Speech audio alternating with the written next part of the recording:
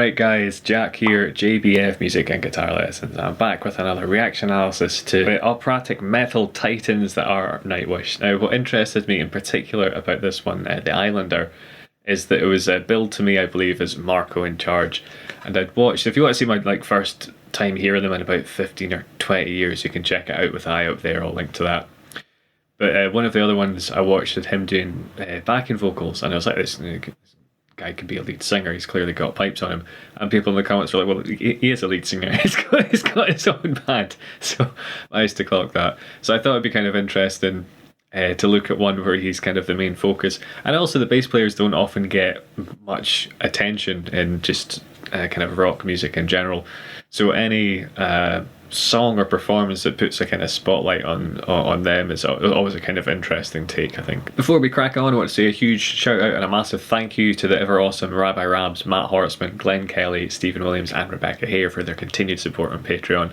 Thanks so much, guys. If you yourself would like to show support for the channel or have a suggestion of something specific you'd like me to check out, then make sure to hit up patreon.com/JBFmusic. But too much from me. I don't know why I even bother with these intros because most people just skip past them. But that's the joy. There's the timestamps, so you can just get past stuff if you want to.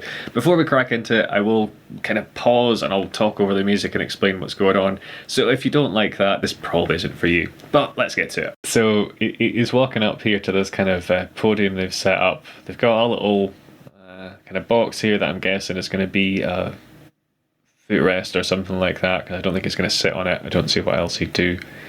Stand on it, that would be a strange stage move to be likely to fall off. But this is like, the spotlight is very much on him. There's you need to be on top of your nerves for this kind of thing. It's often described as the brown pants moment. It's like for guitarists, you know, if you have to, the intro to Sweet Child of Mine, you need to get it right. You can't mess it up, or like even Brown Eyed Girl, something like that. But anyway, I'm sure he'll step up to the plate here, quite literally. So let's go for it.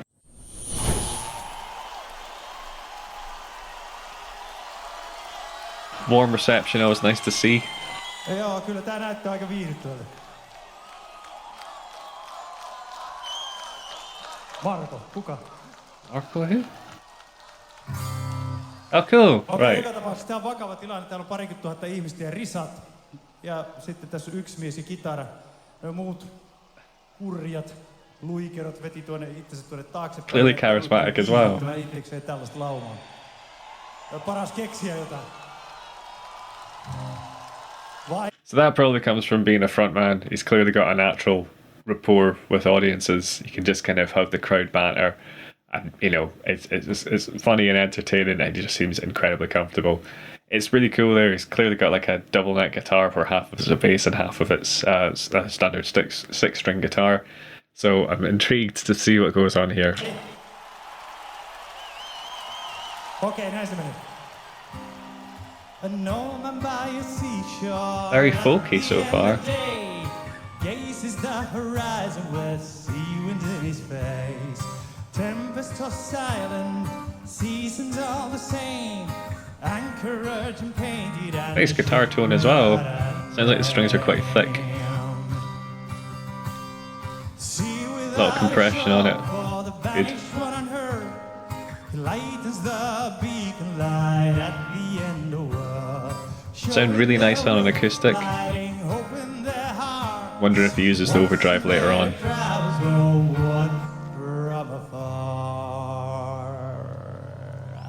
This little vocal fry at the end there.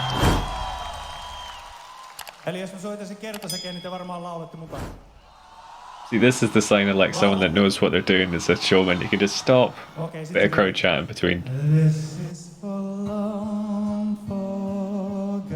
Some finger picking as well, nice. It's incredibly exposed as well. Vocals are so loud in the mix. Guitar just backing underneath, you know. Need to be on it to do that.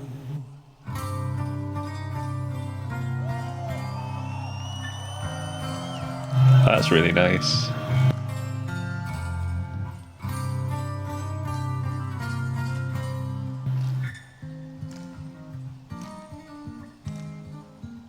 Very nice playing as well. I didn't expect that.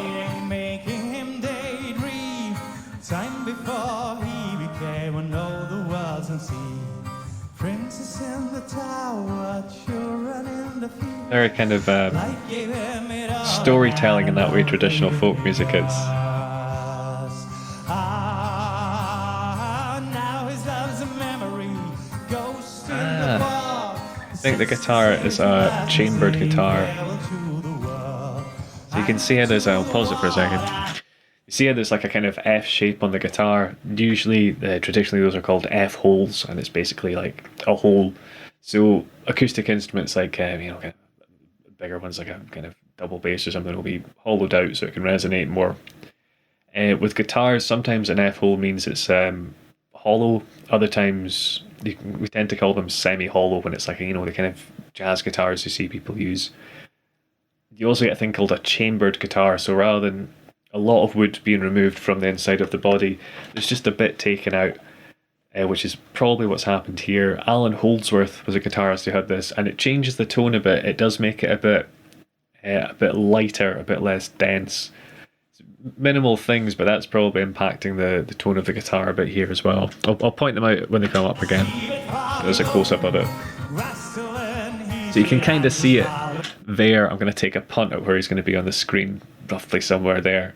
There's a kind of black bit underneath his hand, just to the side of the controls. It looks like an F hole to me. I think there's one on the bass as well at the top. Yeah, you can see them there, the top one on the bass.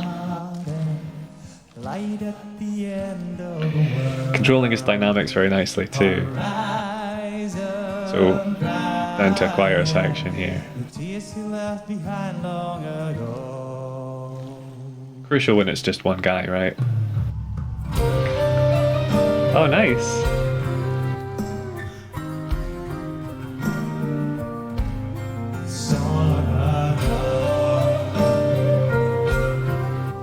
Really beautiful melody and a nice playing of some sort of flute type instrument, I think.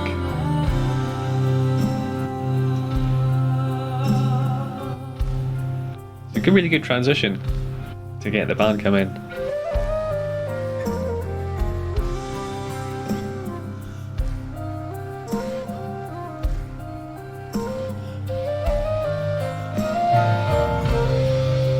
So it's got this part of the folky feel. I'll pause it so we can get his triumphant vocals coming in properly. Part of the folky feel, it's got kind of like, I'd call it like a 6/8 feel. So though the drummers are playing what feels like a 4/4 rhythm, 1, 2, 3, 4. It's kind of got this bouncy feel. So you can go 1, 2, 3, 4, 5, 6, 1, 2, 3, 4, 5, 6. And you find that in kind of folk music, it does this thing where, although it just gives it a kind of almost jig feeling to it. I don't want to get into much more beyond that just now, but if you're wondering how it feels folky but also kind of rocky, that's partly how. It's a good trick to use.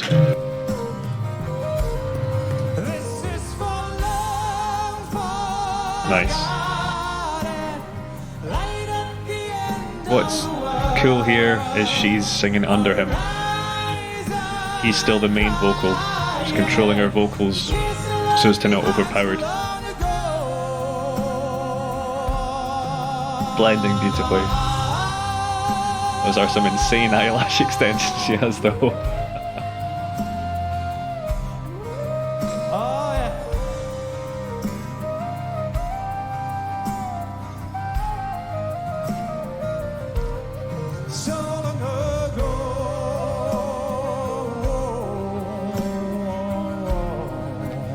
Everyone's just playing perfectly, you know.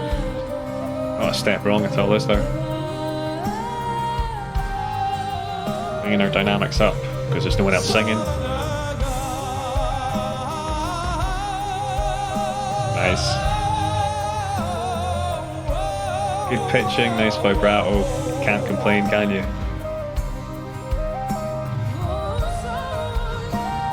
It's nice, kind of like singing back and forth, overlapping a bit.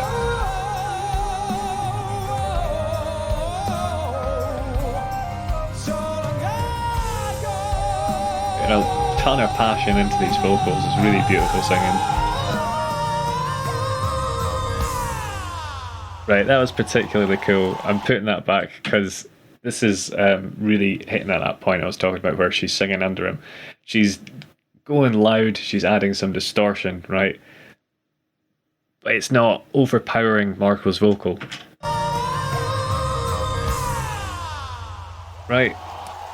It's just a sign of not only very good, great musicianship, but also people that respect each other because they're not trying to compete. It's like, it's your song, you're the focus, I'm here to support you.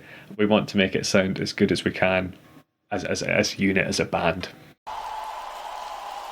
He looks pretty pleased with himself, and I'd say deservedly so there. Yeah.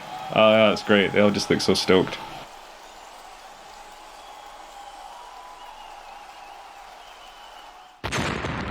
Back to his position as a bassist. Nestled in between the drums and the keyboard there, a good place for a bassist to be. You want to be close to the drums so you can kind of hear and feel the kick to some extent. That's what you want to lock in with.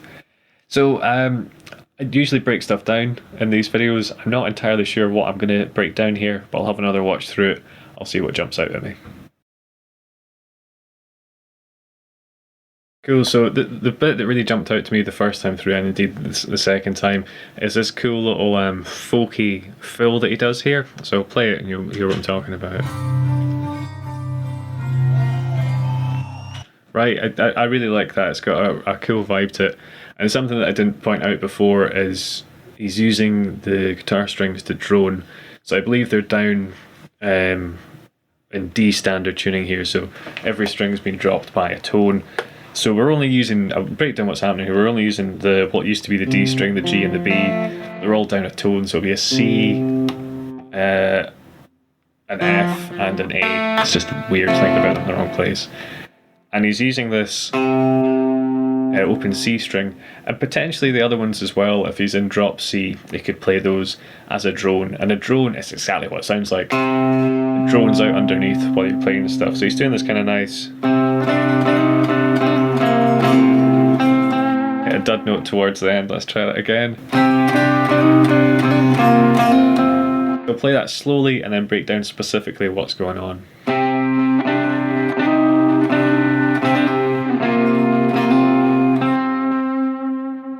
So he's using these nice kind of power chord shapes. So we're using kind of fifths to get a kind of folky vibe. So you got the open, I'm just going to call it the D string because that's what it's in standard, otherwise it'll confuse my little head. So we got that, we got what would be 7th fret on the G, up to 10 on the B. And you're going to play all those. You're going to use your 3rd finger to get the 9th fret on the G. And here I can't totally tell if you're still strumming all the strings or if you're just kind of strumming the G and the B, but it sounds quite nice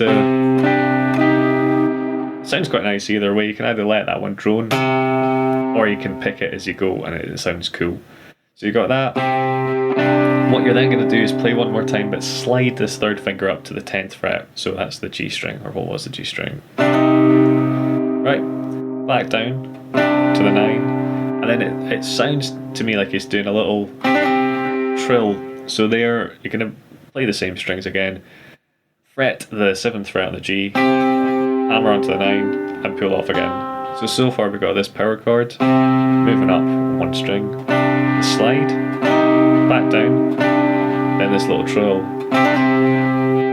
Then taking this power chord shape that we had and just moving it down a tone, right? So you've still got even that by itself. It's really nice, isn't it?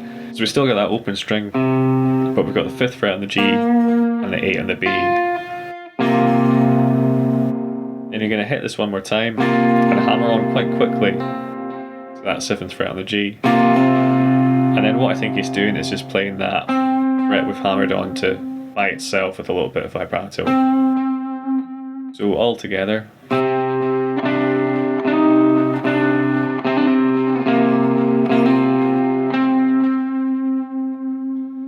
So I'd also mentioned that it sounded to me like he was using kind of thick strings. So because he's tuned down, there'll probably be at least 10s, maybe 11s. There's just a slight different tone that comes from having thicker strings. It sounds like there's quite a lot of tension on them. Objectively speaking, on acoustic guitars, most people think thicker strings will sound better. You've got someone like Stevie Ray Vaughan, who used quite thick strings on electric guitar, and a lot of people really like his tone as well. At times I can find it to be a bit brash, but I think overall there's this full kind of richness to the sound that you get from having these thicker strings. So as well as it being the semi-hollow guitar that he's got there and the myriad of knobs to control and shape the sound, the amp that he's going into, even things like the size of the plectrum and the thickness of the strings, and obviously how he's playing the guitar, it sounds like he's giving it a good kind of pick attack. That all kind of impacts the tone as well. Give me a shout on Patreon if you've got any specific requests, but yeah, subscribe to keep up to date with the channel, check out these videos. If you don't want to do any of that stuff, just a like and a comment is really fantastic and greatly appreciated. But cheers guys, have a good one.